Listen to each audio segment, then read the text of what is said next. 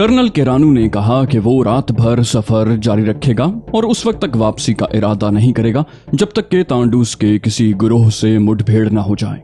वो खुद भी पुरजोश इंसान था और बहुत कुछ करने का इरादा रखता था। रास्ते में उसने कहा, मैंने यहाँ के बारे में हुकूमत को रिपोर्ट भेजी है और मुझे यकीन है कि बहुत जल्द हुकूमत उस तरफ मुतवज्जे हो जाएगी। जल्द ही कोई बड़ी फौज भेजी जाएगी जो यहाँ आकर सारा इंतजाम संभालेगी। फौरी तौर पर मैं 300 जवानों के साथ आया था। मेरे 2 साथी मेजर भी यहाँ काम कर रहे हैं और मैंने अपने तौर पर तांडोस के खिलाफ कुछ इकदाम किए हैं जिनका अभी कोई नतीजा बरामद नहीं हुआ, लेकिन हम मायूस बहरहाल नहीं। कर्नल केरानू और भी बहुत सी बातें करता रहा और हमारा सफर तय होता रहा। 4 ट्रकों में फौजी जवान सफर कर रहे थे। 2 टैंक तेज रफ्तारी से आ रहे थे। रात हो गई। रात की गहरी खामोशी में ट्रकों के इंजनों की आवाज और टैंकों की गड़गड़ाहट दूर दूर तक गूंज रही थी। मुझे यकीन था कि तांडूस हमारी आमद से बेखबर नहीं होंगे। वो यकीनन ये बात जानते होंगे कि उनके खिलाफ एक फौजी दस्ता हरकत में आ चुका है। इन हालात में उस लड़की के महबूब का बचना मुश्किल ही था, लेकिन उस राह में ये हमारी रहनुमा थी, इसलिए उसे साथ ले लिया गया था। रात की तारीकी में सफर जारी रहा था। हमने पलक भी नहीं झपकी थी और उस वक्त सुपेदा सहर नमूदार हो रहा था जब हम गहराइयों में उतरने लगे। तकरीबन 1 मील के फासले तक ये सड़क गहराई में उतर गई थी और फिर एक खतरनाक मोड़ मुड़ने के बाद ये बुलंदी की जानिब चली जाती थी। अब तक हमारी मुठभेड़ तांडोस से नहीं हुई थी और न उनके निशानात ही मिले थे। कर्नल केरानू किसी कदर नजर आ रहा था। उसने ग्रेथर आयरन से इस खदशे का इजहार भी किया था कि कहीं लड़की रास्ता न भूल गई हो। क्या जरूरी था कि तांडोज उसी समत में होंगे, लेकिन आयरन ने जवाब दिया था कि चूंकि उनके पास इसके अलावा और कोई जरिया नहीं है, इसलिए कम से कम एक मखसूस इलाके तक उस जगह को देख लिया जाए। गाड़ियां वो फासला तय करने के बाद एक ऐसी जगह तक पहुंच गईं जहां दोनों तरफ घना जंगल फैला हुआ था। जो ही ये फौजी कारवां उस मोड़ पर पहुंचा, दफतन हम पर चारों तरफ से गोलियों की बौछार हो गई। गोलियां अचानक ही चलना शुरू हो गई थीं। टैंक तैयार कर लिए गए और जवाब में 3 इंच के दहानों वाली तोपों से गोलाबारी की जाने लगी। फौजियों की स्टेन गन हरकत में आ गई थी, लेकिन दुश्मन निगाहों से ओझल था। हम दावे से नहीं कह सकते थे कि जो गोलियां हम चला रहे हैं वो दुश्मन को नुकसान पहुंचा रही हैं या नहीं। फौजी मोर्चे बना रहे थे और बेशुमार फौजी ट्रकों में ही तांडोस का शिकार हो गए थे। हमला चूंकि अचानक हुआ, इसलिए खुद को संभाले रखना मुश्किल हो गया। चरण सिंह भी स्टेन गन लेकर नीचे उतर गया था और एक पत्थर की आड़ से गोलियां बरसा रहा था। मुझे देखकर उसने तमस्खराना अंदाज में कहा, वाह भाई जी, इससे बेहतर तो यह था कि मैं हिंदुस्तानी फौज में भर्ती हो जाता और तुम पाकिस्तानी फौज में। यही सब कुछ करना था तो फिर इतनी आवारागर्दी की क्या जरूरत थी। जवाबन में सिर्फ मुस्कुरा कर रह गया। हम अपनी स्टेन गनों को इस्तेमाल कर रहे थे। उस वक्त जान बचाने का मसला भी दरपेश था। अगर तांडोस पर हम हावी हो गए तो कोई ये नहीं सोचेगा कि हम असल में कौन हैं और चंद गोलियां हमारे जिस्मों में भी उतार दी जाएंगी। इसलिए हम भी दूसरों की मानंद अंधाधुंध गोलियां बरसा रहे थे। अलबत्ता हमने इसका ख्याल रखा था कि हम बिल्कुल ही निहत्ते न हो जाएं। तांडोस की तरफ से जो कार्रवाई हो रही थी वो इतनी मौसर और खतरनाक थी कि मुझे ये एहसास हो चला था कि शायद ये फौज मुकम्मल तौर पर अपना दिफा न कर सके, जिसकी तादाद सिर्फ 150 के करीब है। कर्नल केरानू दस्ती बम फेंक रहा था, लेकिन उन धमाकों का भी कोई नतीजा जाहिर नहीं हो रहा था। फिर दूसरी तरफ से भी दस्ती बमों का इस्तेमाल शुरू हो गया। इसका मतलब यह था कि वो हमसे ज्यादा दूर नहीं थे। सूरत हाल और भयानक हो गई थी। अब हमारी समझ में नहीं आ रहा था कि हम क्या करें। तांडोस की तरफ से जो कार्रवाई हो रही थी उसके नतीजे में फौजी जवान धड़ाधड़ मर रहे थे, चूंकि उनकी तादाद भी कम थी और फिर वो ऐसे इलाके में थे जहां उनके लिए पोजीशन बेहतर नहीं थी। गोलियों से तो वो बच गए थे, लेकिन दस्ती बम ताक ताक कर ऐसे ही निशानों पर फेंके जा रहे थे जहां वो मौजूद थे और ये बम ज्यादा कारामद हो रहे थे। सूरत हाल तेजी से तब्दील हो रही थी। फौजी कार्रवाई तकरीबन नाकाम हो चुकी थी और हम शिकस्त से दो चार थे। अब अपनी जान बचाने का मसला संगीन से संगीन तर होता जा रहा था। चुनाचे हमने वो जगह छोड़ दी और आहिस्ता आहिस्ता पीछे खिसकने लगे। हमारे अकब में दरख्तों के झुंड फैले हुए थे। मैंने बेहतर यही समझा कि दरख्तों में पनाह ली जाए। चुनाचे मैं और चरण सिंह पीछे हटते हुए बिलाखिर दरख्तों के करीब पहुंच गए। ये भी खदशा था कि मुमकिन है गोरीले भी उस जंगल में मौजूद हों, लेकिन खतरा मोल लिए बगैर चारा भी नहीं था। हमारा अंदाजा किसी हद तक दुरुस्त निकला। हम अभी दरख्तों के झुंड में घुसे ही थे कि दफतन स्टेन गन का एक ब्रस्ट हम पर पड़ा। बस तकदीर ही थी कि बच गए, वरना हमारी पुश्त गोलियों से छलनी हो गई थी। चरण सिंह ने एक लोट लगाई। गालिबन वो स्टेन गन से फायर करने वालों के रुख का अंदाजा लगा चुका था। लोट लगाते ही वो सीधा हुआ और उसने एक दरख्त की चोटी की तरफ रुख करके जबरदस्त फायरिंग शुरू कर दी। 4 आदमी पके हुए फलों की तरह नीचे आ गिरे थे। ये तांडूस थे। मैं एक दरख्त के तने से पुश्त लगाकर अतराफ का जायजा लेने लगा, लेकिन उसके बाद खामोशी छा गई थी। अंदाजा ये हुआ कि यहाँ उन चारों के अलावा और कोई नहीं था। हमने जल्दी से अपनी जगह छोड़ दी और फिर दरख्तों के झुंड में घुसते हुए बिलाखिर घास के एक ऐसे झुंड के नजदीक पहुंच गए जिसमें दाखिल होने के बाद हमें बाहर से नहीं देखा जा सकता था। उस झुंड के आसपास दरख्त बिखरे हुए थे, जिनकी वजह से ये झुंड और भी महफूज हो गया था। फिलहाल छुपने के लिए इससे बेहतर जगह और कोई नजर नहीं आई थी। गोरिल्ला कार्रवाइयां अब रुक गई थी।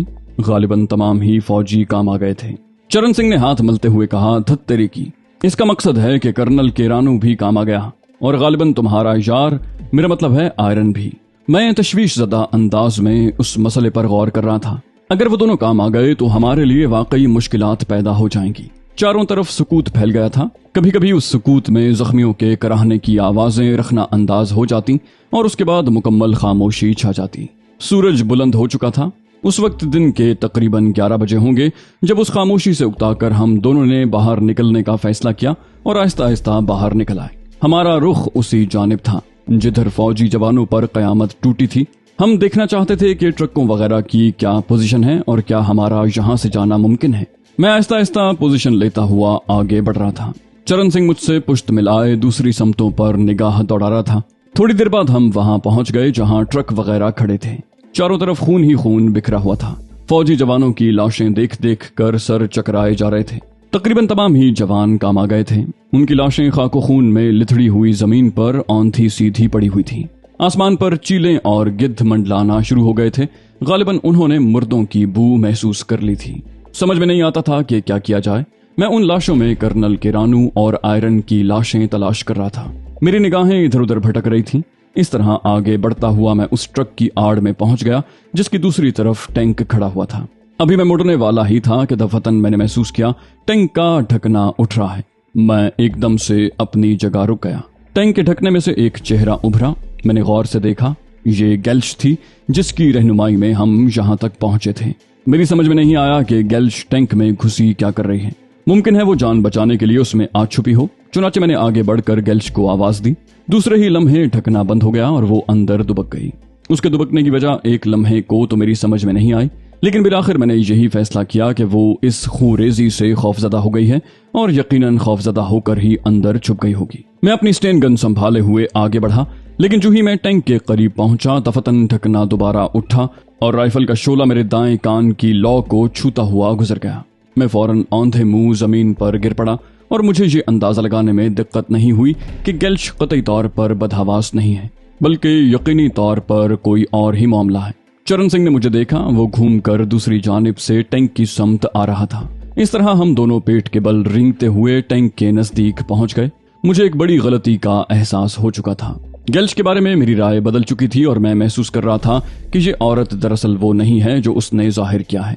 यकीनन इस तरह वो हम लोगों को घेर घार कर यहाँ तक लाई थी और उसके बाद ताजा सूरत हाल मजीद उलझन का बायस बन गई थी। एक दुश्मन औरत टैंक में छुपी हुई थी और मुसल्लाह थी। उसके अलावा ये भी मुमकिन था कि अतराफ में तांडोज दहशत पसंद भी मौजूद हों।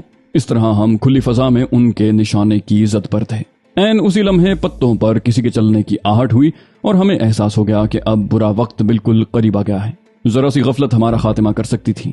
मेरी पुश्त की जानिब उभरने वाली आहट तेज होती जा रही थी। दफतन टैंक का ढकना एक बार फिर खुला और गोलियां बरसने लगीं। ये गोलियां उस आहट की समत बरसाई गई थी। फिर मुकम्मल खामोशी छा गई। गालिबन दूसरी तरफ जो कोई भी था वो इन गोलियों का शिकार हो गया था, या अगर नहीं हुआ था तो छुप गया था। लेकिन क्या गेल्श से गलती हुई है? क्या उसने हमारे धोखे में उन पर गोलियां बरसाई हैं? कोई फैसला करना मुश्किल था। आहिस्ता आहिस्ता मैं टैंक के करीब पहुंचकर जरा सा उठा और फिर एक छलांग लगाकर उसके ढक्कन के करीब पहुंच गया। अब सवाल ये था कि गेल्श को टैंक से बाहर किस तरह निकाला जाए। मैं भी इस सिलसिले में सोच ही रहा था कि हल्की सी खड़खड़ाहट के साथ ढकना फिर उठा और जो ही गेल्श का चेहरा फजा में बुलंद हुआ, मैंने पूरी कुव्वत से उसकी गर्दन को अकब से अपने बाजू की गिरफ्त में जकड़ लिया और इससे पहले कि उसके हलक से एक चीख भी निकलती, मैं टैंक के अंदर कूद गया। अब वो मेरे रहमो करम पर थी। मैंने उसकी राइफल उठाई और बाहर फेंक दी, फिर उसे बालों से पकड़कर धकेला और नीचे धक्का दे दिया, जहां उसे संभालने के लिए चरण सिंह मौजूद था। गेल्श के बारे में अब ये यकीन हो गया था कि वो तांडोस से मिली हुई है और हमारे खिलाफ उनकी मदद कर रही है। गेल्श को निकालने के बाद जूं ही हम बाहर पहुंचे और हमने उसके हाथ पांव कसे, दफतन अकब से हमें एक आवाज सुनाई दी, गोली मत चलाना हॉरिस, ये हम लोग हैं। आवाज कर्नल केरानू की थी और उसके साथ ग्रेथर आयरन भी मौजूद था। उन दोनों को देखकर इतनी खुशी हुई कि बयान नहीं किया जा सकता। वो दोनों आहिस्ता आहिस्ता हमारे करीब पहुंच गए। केरानू की आंखों से खून छलक रहा था, वो शदीद गुस्से के आलम में था। यही कैफियत आयरन की भी थी। कर्नल केरानू ने कहा, तो तुम्हारा महबूब अगवा कर लिया गया था और तुम हमारी रहनुमाई करती हुई यहां तक पहुंची थी। गेल्श ने कोई जवाब न दिया। वो समझ गई थी कि सूरत हाल बिगड़ गई है, लेकिन अब उसके चेहरे पर पत्थरों की सी सख्ती उभर आई थी। केरानू आगे बढ़ा और उसने गेल्श के बालों को मुट्ठी में जकड़ते हुए कहा, जलील औरत, तुमने जो कुछ किया है क्या तुम समझती हो तुम्हें इसके लिए माफ कर दिया जाएगा? गेल्श ने नफरत भरी नजरों से केरानू को देखा और फिर जमीन पर थूक दिया। केरानू बोला, ठीक है, इसे ट्रक में डालो और ले चलो। उसने ये हुक्म हम लोगों को दिया था। चुनाचे गेल्श को बांध कर ट्रक में डाल दिया गया। ट्रक महफूज थे और उन्हें कोई खास नुकसान नहीं पहुंचा था, क्योंकि फौजी जवान ट्रकों से नीचे उतर आए थे, लेकिन बदकिस्मती से एक भी फौजी जवान जिंदा नहीं बचा था। हमारे चारों तरफ उनकी लाशें ही लाशें बिखरी हुई थी। ट्रक में सवार होने से कबल केरानू ने उन पर निगाह डाली और फिर उसके हलक से गुर्राहट निकली, तुम में से एक एक का इंतकाम लिया जाएगा। मेरे बहादुर जवानों, तुम में से एक एक का इंतकाम लिया जाएगा। ये कहने के बाद वो ट्रक में सवार हो गया और फिर उसने ट्रक स्टार्ट करके आगे बढ़ा दिया। उसके साथ साथ ही आयरन ने मुझे और चरण सिंह को हुक्म दिया था कि हम ट्रक के अकबी हिस्से में जाकर स्टेन गन्ने संभाल लें। मुमकिन है रास्ते में हमारी मुठभेड़ दोबारा तांडोस से हो जाए। अतराफ में जिस तरह खामोशी फैली हुई थी, उससे ये अंदाजा होता था कि तांडोज अपना काम अंजाम देने के बाद वापस जा चुके थे। थोड़ी देर के बाद आयरन भी हमारे नजदीक पहुंच गया। उसने सरगोशी के अंदाज में कहा, 150 जवान खाको खून में मिल गए, बहुत बड़ा नुकसान हुआ, इतना बड़ा कि हुकूमत हिल कर रह जाएगी। मैंने कहा, क्या तुम लोगों ने तांडूस की लाशें तलाश करने की कोशिश की है? वो बोला, हाँ, अतराफ में उनकी तकरीबन 70 लाशें मौजूद हैं। मैंने कहा, क्या इस बात का खतरा मौजूद है कि रास्ते में उनसे दोबारा मुठभेड़ हो जाए? वो बोला, हाँ, इस खतरे को नजरअंदाज नहीं किया जा सकता। इस बात के इम्कानात हैं कि वो इन रास्तों पर पहुंच गए हों जहां से हम वापस गुजरने वाले हैं। उन्हें ये तो अंदाजा होगा कि हम वापसी में उसी रास्ते से गुजरेंगे। मैंने कहा, आप लोगों को कोई चोट तो नहीं आई? आयरन ने गुलूगीर लहजे में जवाब दिया, नहीं, हम महफूज हैं, लेकिन हमारे दिल शदीद जख्मी हैं, क्योंकि हम अपने 150 जवानों को खोकर जा रहे हैं। हम रास्ते भर इस बात के मुंतजर रहे कि किसी तरफ से हमला हो तो उसका जवाब दें, लेकिन मालूम होता था कि तांडोज इस इलाके में अब मौजूद ही नहीं। आयरन बार बार खूंखार निगाहों से गेल्श को घूरने लगता था, जो बंधी हुई पड़ी थी। उसके चेहरे से अंदाजा होता था कि वो जरा भी खौफजदा नहीं है।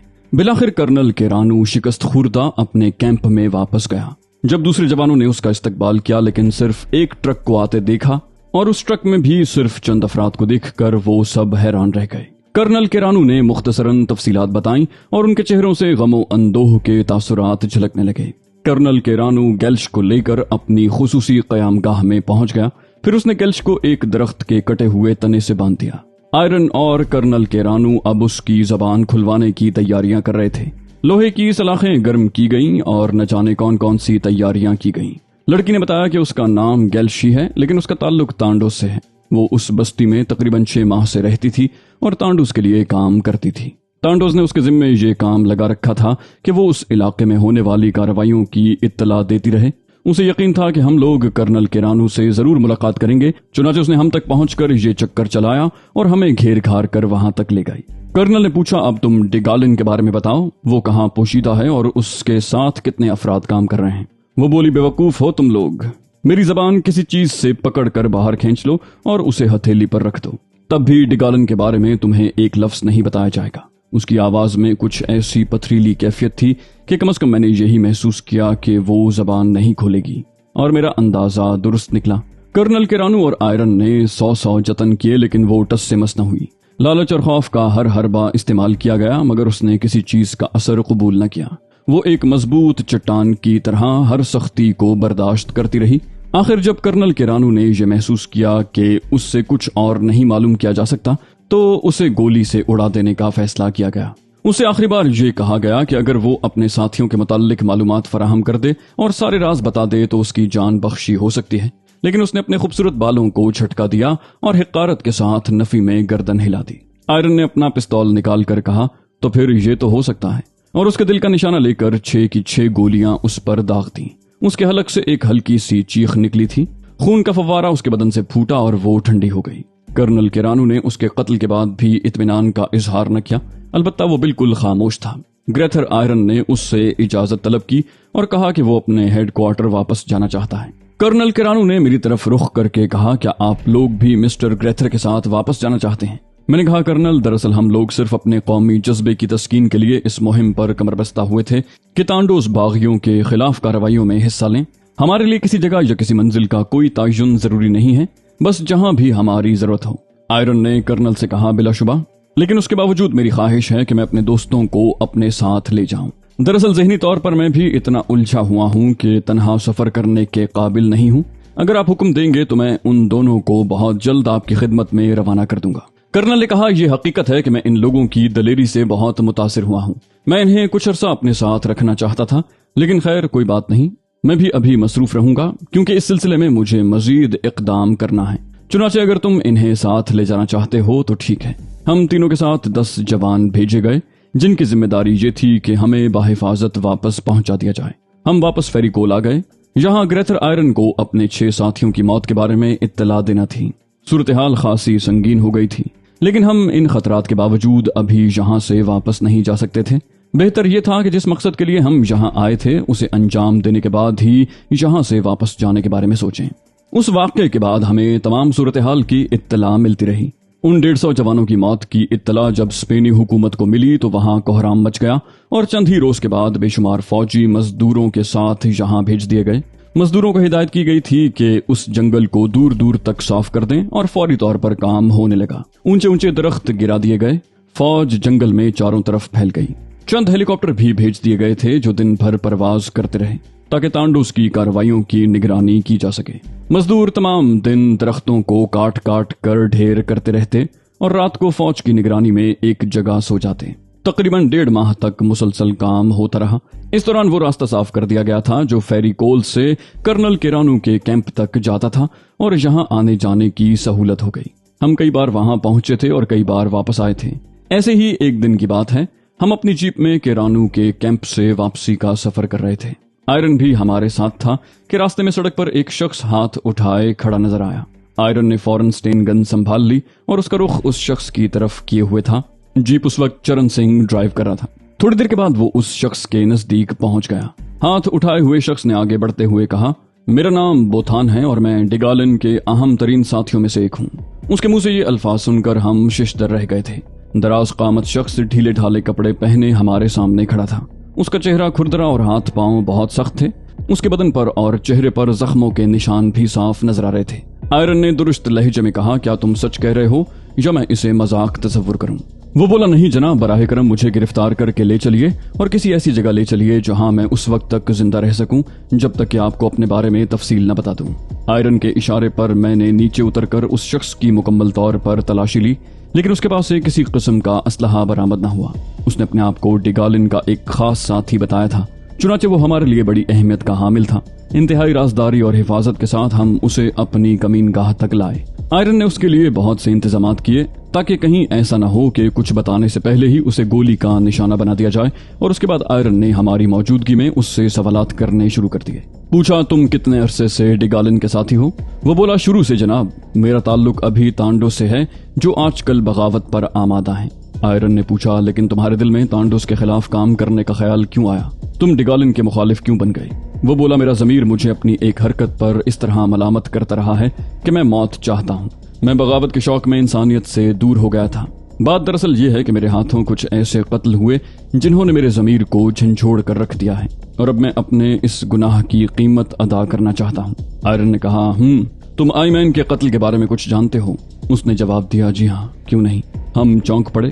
آئرن نے کہا، تو پھر بتاؤ، آئی مین اس کی بیوی اور بچی کو کس نے قتل کیا؟ بوتھان نے جواب دیا، میں نے۔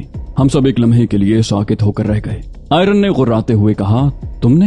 وہ بولا، ہاں میں نے۔ اس نے ہماری تحریک میں شامل ہونے کا عہد کیا تھا، لیکن پھر ہم سے غداری کی اور ہمارے کئی راز اگل دیے۔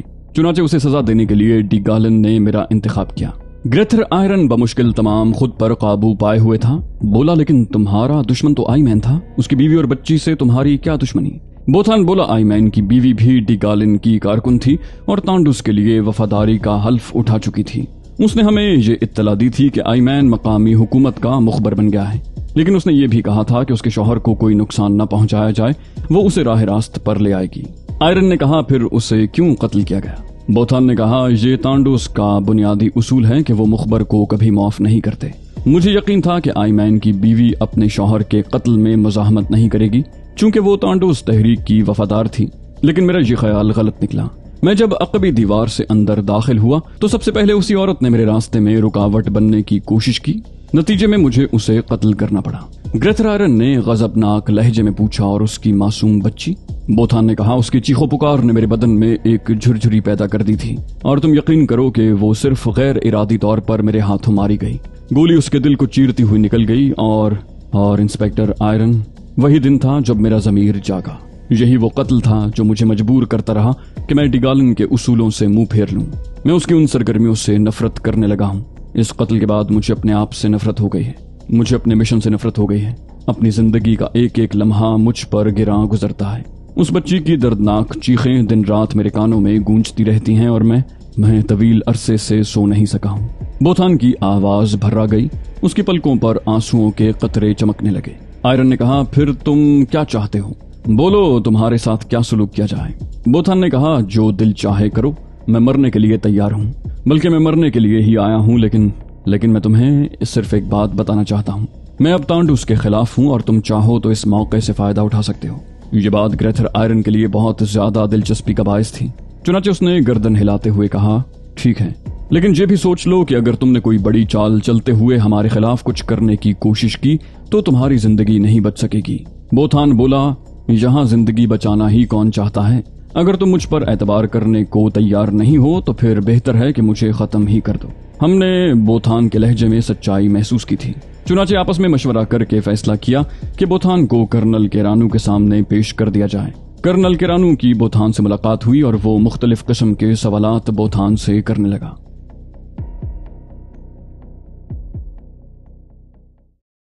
تو دوستو یہ تھی ہماری آج کی ایپیسوڈ۔ امید کرتے ہیں آپ کو ہماری کہانی پسند آئی ہوگی۔ جانے سے پہلے اس ویڈیو کو لائک کیجئے اور شیئر کرنا مت بھولیے۔ کامنٹ کر کے ہمیں بتائیے کہ آپ کو ہماری ویڈیو کیسی لگی، اور اگر ابھی تک آپ نے اس چینل کو سبسکرائب نہیں کیا تو اسے سبسکرائب کیجئے اور بیل آئیکن دبا کر آل نوٹیفیکیشنز آن کر لیجئے۔